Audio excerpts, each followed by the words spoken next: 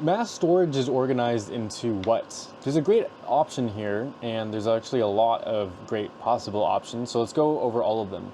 I'm first going to go over gigabytes and gigabytes.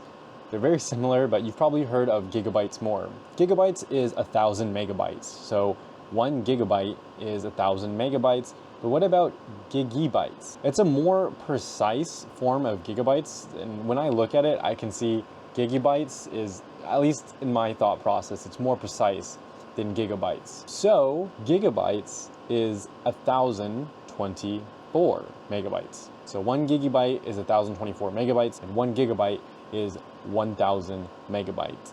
It's just more precise, that's the difference.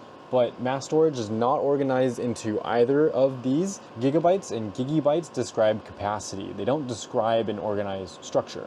Well, what about pages? Well, pages are the organizational structure of an SSD.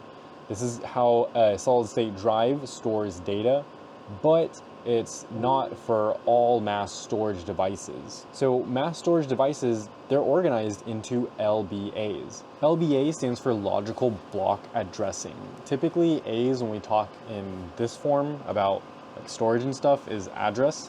You're dealing with addresses. And logical blocks is basically you're storing the memory in a logical block that has an address, so you can call upon it later to read or write, delete to it.